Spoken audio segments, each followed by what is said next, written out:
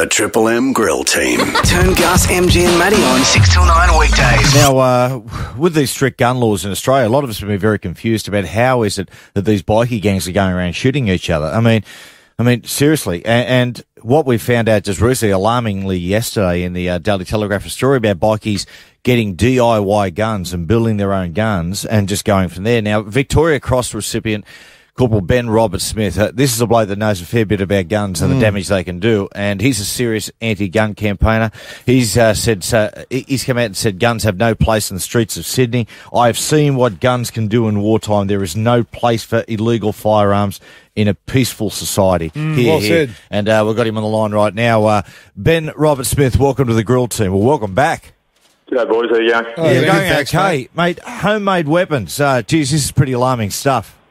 Yeah, absolutely. Look, I suppose to clarify exactly my stance, I think what's important to note is I am a gun owner. I am a member of a gun club, and I do have legal firearms for which I've gone through the correct protocols to access. And I think what I really am against is the fact that these individuals are getting templates from overseas and, as you said, manufacturing their own guns and or trying to obtain firearms by or through theft. So that's my position on it. I don't see any need for anyone to have weapons outside of the appropriate licences for those weapons.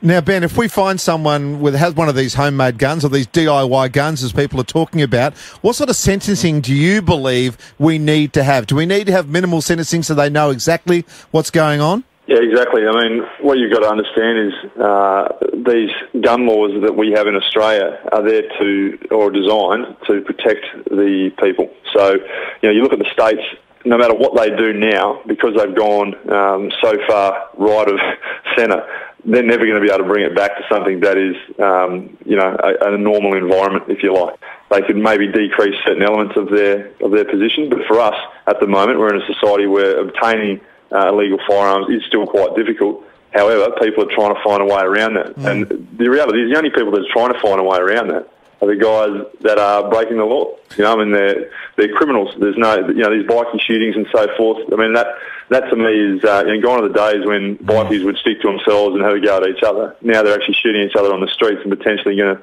kill innocent civilians. Yeah, what type of guns, Ben, are we talking about? You've used in Afghanistan, I suppose, some pretty heavy artillery. What type of guns are on the street that could be really, really deadly here? Well, look, the problem that we're going to have is if these guys start manufacturing semi-automatic weapons, which simply means, basically you can hold the trigger down and it's just going to keep firing bullets, like machine guns and so forth. Those kind of weapons are just completely irrelevant for any type of application inside the civilian world, and this is what they had the problem with in the States, because these weapons fire so many rounds so quickly that you just get these situations of mass casualties. And if criminals get their hands onto these weapons and start to utilise them in a civilian setting, you're talking about having a number of injured people coming out of that scenario. Ben, we spoke about yesterday on the Grill Team at length about Iraq and the problem, it's escalating there, the problems with this terror organisation, ISIS, which, of course, is a splinter group of Al-Qaeda, even too hardcore for Al-Qaeda. When you were in the armed forces, did you have much intelligence on ISIS? Yeah, look, at the time we were operating in Iraq, ISIS weren't an issue per se, so we didn't. To cut a long story short, the reality with ISIS is that they've sort of formed out of the trouble that's happened within Syria.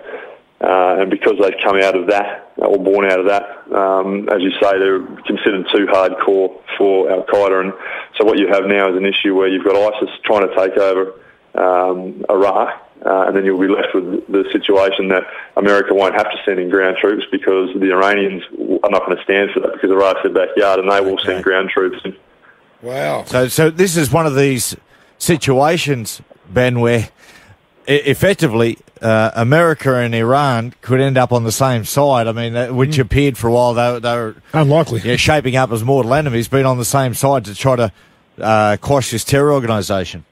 Yeah, exactly right. I mean, I don't think anybody, for a number of different reasons, nobody wants to see ISIS take control, particularly of Iraq, and then have a terrorist state. And the Iranians don't want to see it simply because it's, bordering their country, and they don't want that issue. So you may well find that the Americans do support the Iranians in trying to stop ISIS. Now, Ben, we've had our Prime Minister over there with Obama over the last couple of days, and they're talking about perhaps going back into Iraq. Have you got any thoughts on that? Oh, look, mate, I think there's not probably much of a chance of any ground forces going back into Iraq. So when they talk about military action, we can pretty much... So talk more drones? Take that off the table. Yeah, mate, and it's going to be some kind of air support that's either given to the Iraqis or supporting, assisting countries. But I doubt very much that they'll put in another land force. Okay. Corporal Ben Roberts Smith, always a pleasure to have you on the Grill Team, brother, as always. The Grill Team, Gus, MG and Matty Johns. Triple M Breakfast.